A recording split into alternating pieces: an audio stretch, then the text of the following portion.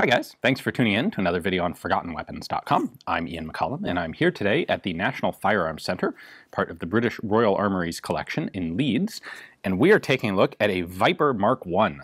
This is a sort of a modification. It's a play on the Sten gun that was developed in the UK just after World War II, and this was actually developed for military policemen in post-war occupation Germany.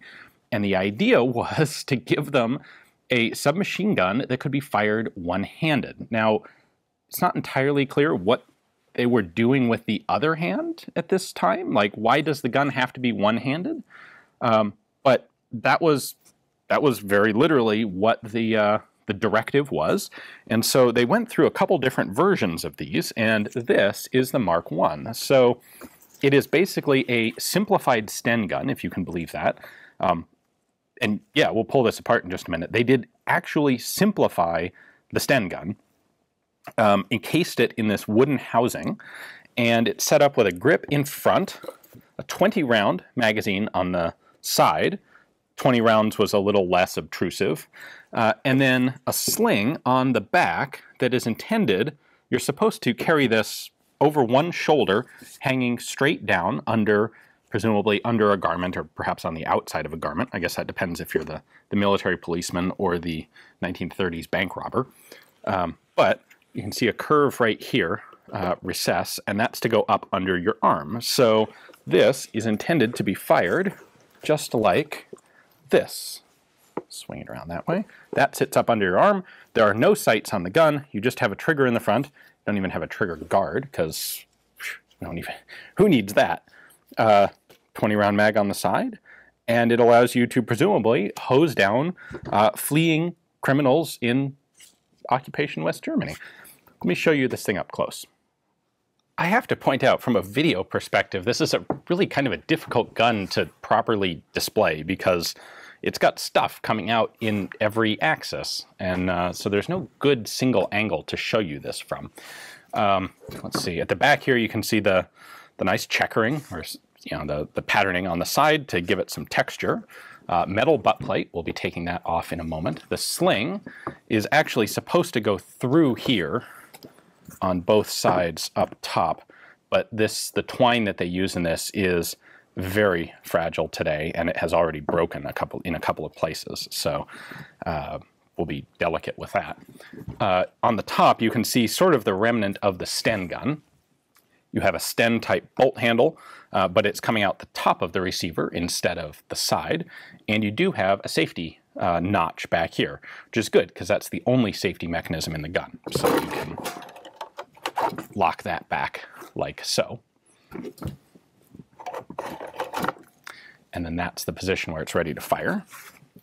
Up front here, we have the magazine well still coming out the side, so the tube has been reworked. This isn't simply... There's a lot more to actually building this than you might expect at first glance. So the tube has been recut so that it has an ejection port on, still has an ejection port on the side, but now has the bolt handle on the top. Or I'm sorry, the magazine well on the side. The ejection port's on the opposite side. The barrel nut has been replaced, of course. No front sight, just a plain bare barrel there. And our pistol grip has no trigger guard, just an open trigger.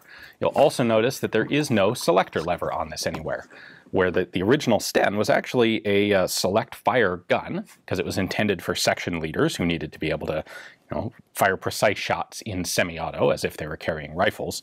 That's been ditched on this, and it's full auto or nothing.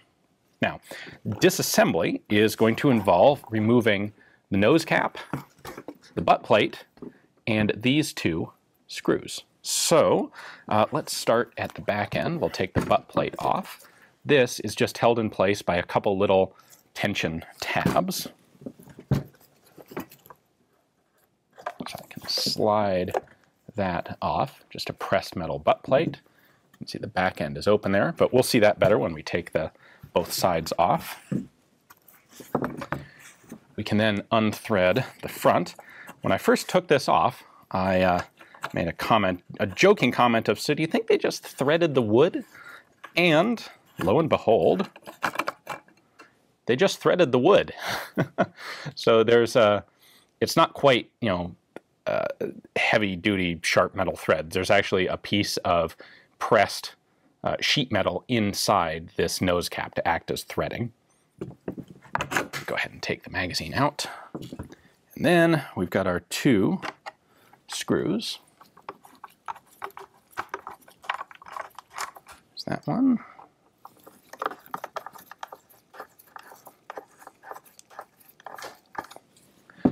Another very thoughtful feature here is that these screws are actually captive. So there's a little wire spring down inside there, and that's going to prevent these screws from coming out. So this one's unthreaded completely, but it's not going anywhere.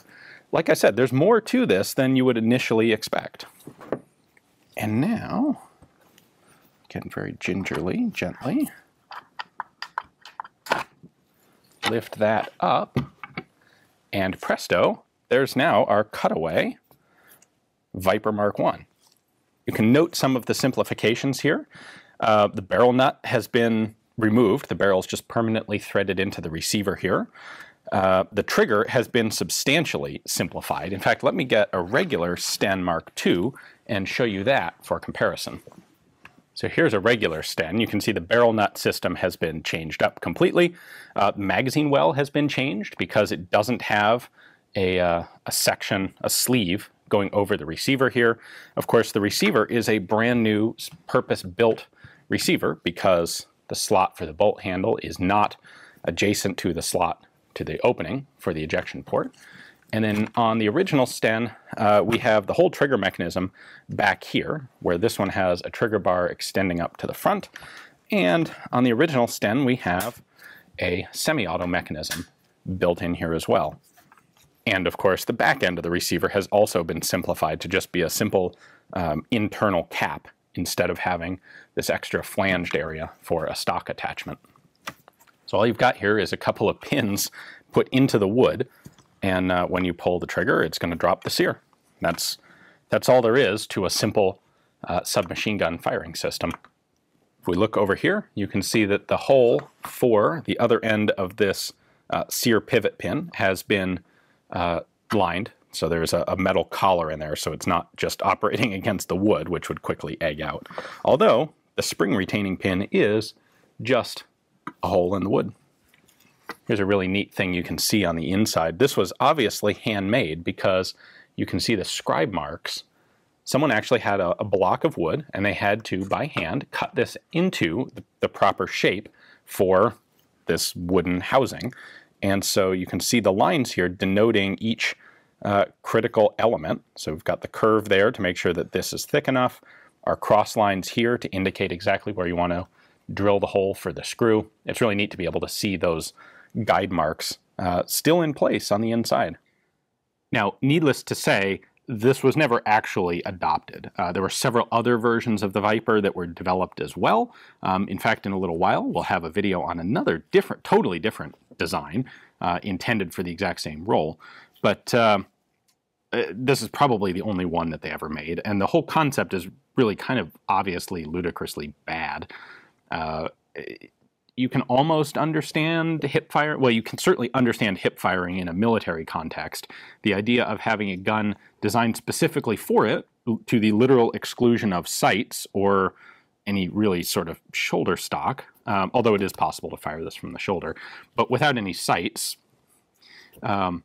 okay, that doesn't seem like a great idea. But then when you deliberately put it in a civilian context of a military policeman, you would think that this would pose a tremendous hazard to any innocent folks who might be around when someone decides to do something that provokes a military policeman into shooting. So all sorts of good reasons why this never went into production, but it's certainly a really interesting gun to take a look at. So big thanks to the British Royal Armouries for giving me the opportunity to come in here and take this apart and show it to you guys. This is definitely a one-of-a-kind gun, so you know where else we can find this.